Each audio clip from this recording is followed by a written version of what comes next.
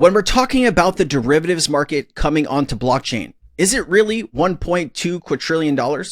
Is this value really going to wind its way up on blockchain, or is it a whole lot less? Well, I wanted to better understand the derivatives market and how much money is actually involved.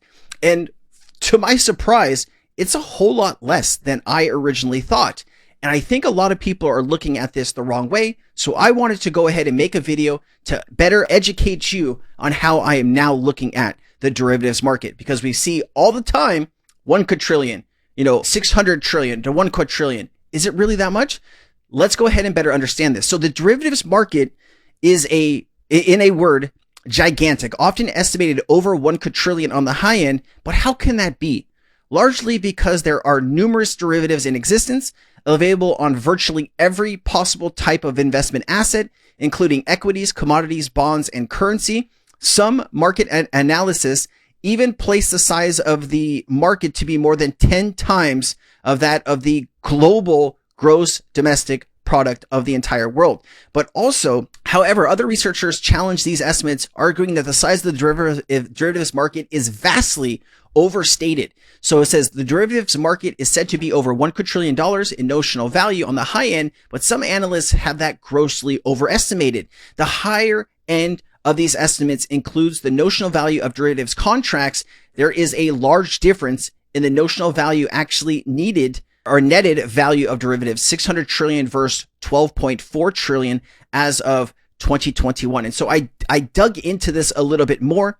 And yes, that is actually true. This is closer to actually only about 17 trillion. So this actually, we need to re-advise or reassess where we actually are and how much of this value is actually going to make it on chain.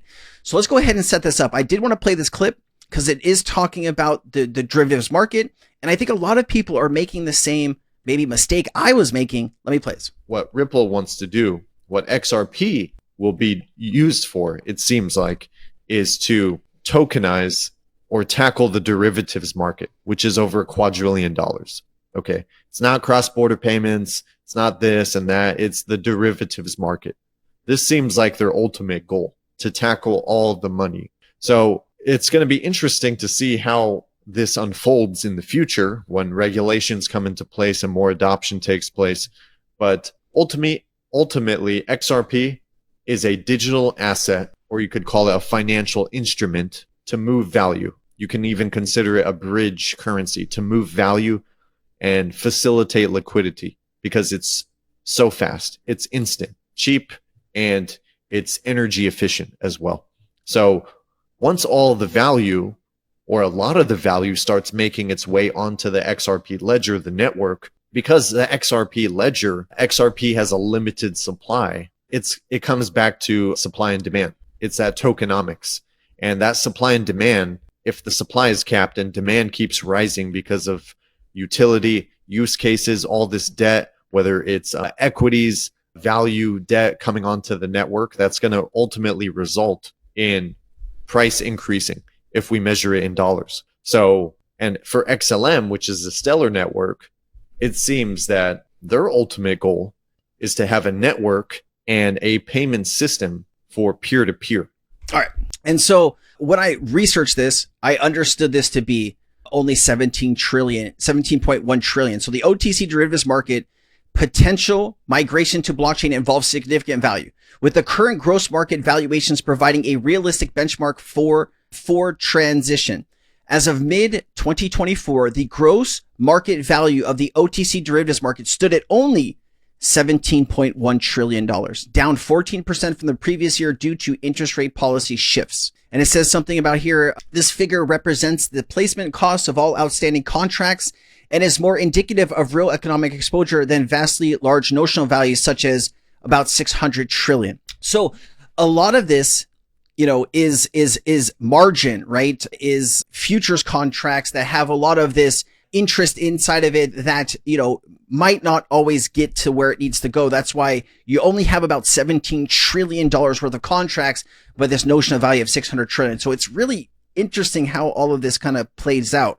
It says market segments prime for transition, smart contracts, automation. ISD estimates 12 trillion in operational inefficiencies could be addressed through blockchain based smart contracts, particularly in post-trade processes like collateral management and reconciliation. This is what the XRP ledger would be brilliant at. And does talk about crypto derivatives. While still nascent, crypto OTC derivatives saw a 313% volume surge in 2025. So you are starting to see bigger institutions starting to come in and use derivatives on DLT and on the XRP ledger. And it says technological and regulatory readiness. Distributed ledger technology could reduce reconciliation costs by 30 to 50% in post-trade processing while enabling real-time regulatory oversight. It talks about hybrid systems. Not going to get into that. It talks about adoption timeline. Full migration would require overcoming standardization challenges with legacy systems and integration. BIS suggests 5 to 10% of the gross market value, which should only be about 855 billion to 1.7 trillion, could transition by 2030. So a whole lot less than originally thought by a lot of people. So this is why I wanted to bring this up to you to see what you guys thought about this. Did you always understand the derivatives market to not, I always thought you had all of this value in it. And so when I really started to research this, light started to come on and I'm like, okay, it's going to be a little bit more challenging to get to a very high price unless you have some type of market multiplier. And so I asked it a bunch of questions here and I said, let's say the challenges in derivatives markets, you moved to one shared ledger like the XRP ledger, moving the $17 trillion in true value. What would that do to the XRP price? And I said, let's also consider a 1x, 5x, 10x, 50x, and 100x multiplier, because I always want to see what type of multiplier effect can have on the price.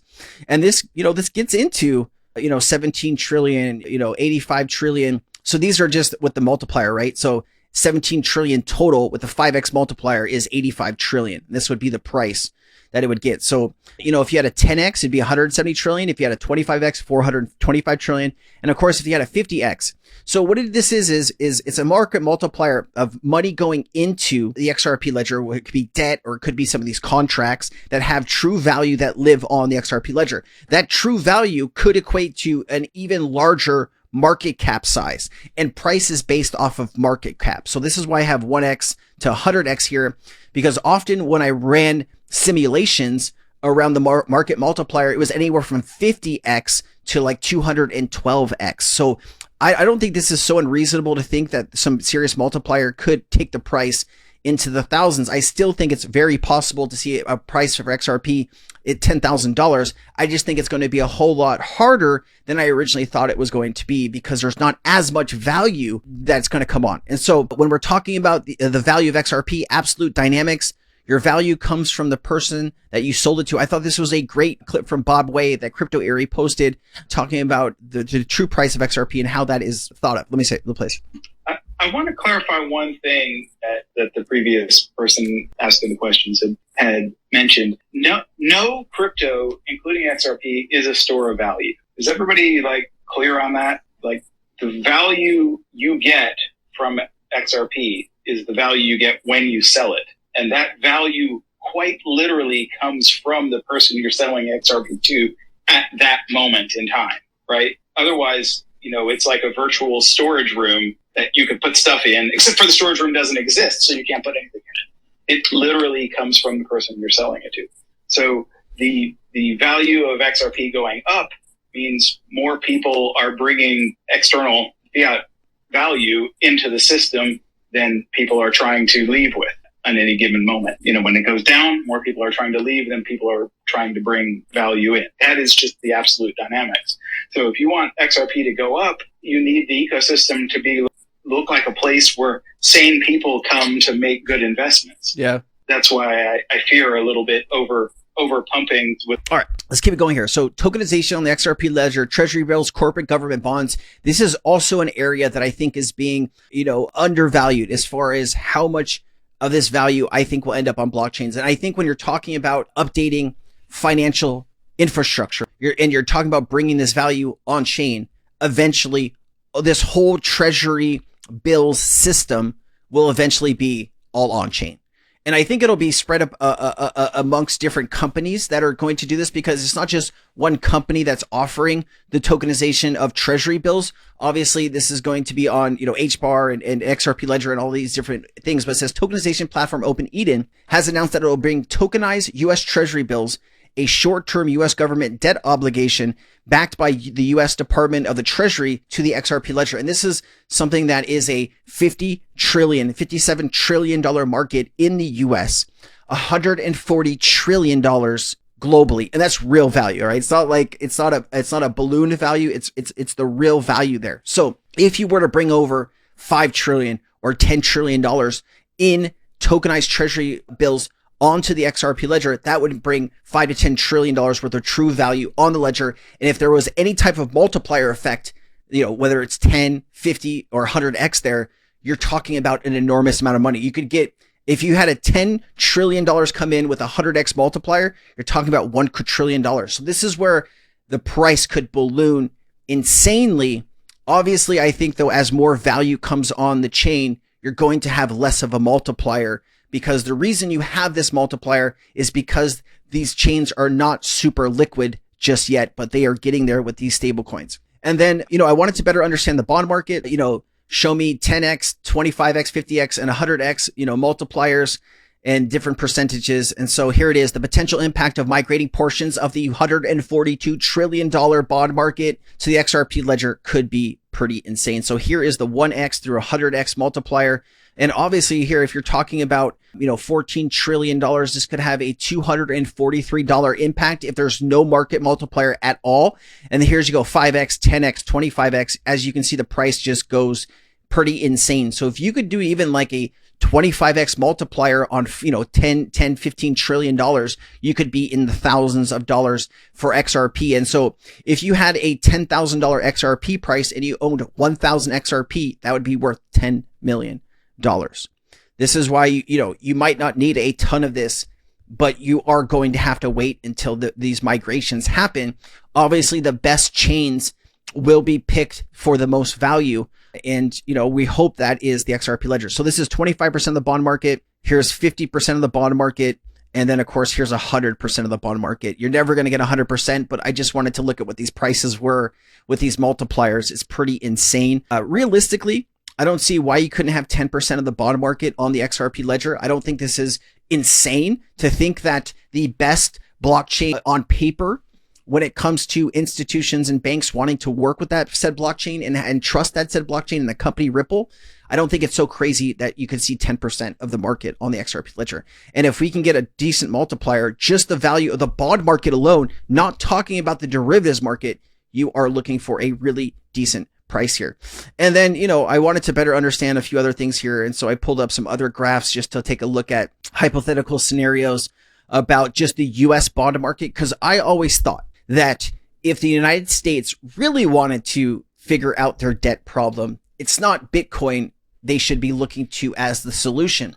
This is a very key and calculated process that the United States could do if they really wanted to get their shit together and they had some people there who had, some open thoughts about this. If the goal here is, I'm going to buy this crypto over the next 5 to 10 years, this crypto is going to go up in price. We're going to sell it in those 5 to 10 years. We're going to use that to pay off debt. You're going to need to be able to cash out all that money. And if if Bitcoin's not super liquid, selling $1 trillion worth of Bitcoin would completely collapse the entire ecosystem. So you could set up something where, the US bought 5 billion XRP from Ripple, or they could buy it off the open market at $2.50. They would save, buying. So the goal here is to buy 1 million Bitcoin. The United States owns 198,000 Bitcoin. They would need to buy 802,000 Bitcoin. At today's prices, that would be over $80 billion. They could spend 10 billion or 15 billion on XRP, save the rest, right? And then what you would do is you would move the entire bond market onto the XRP ledger, which would be about $50 trillion. If you moved $50 trillion onto the XRP ledger, you would have so much value and it would be so liquid. You could create some dark pools to circulate that money out to if you wanted to.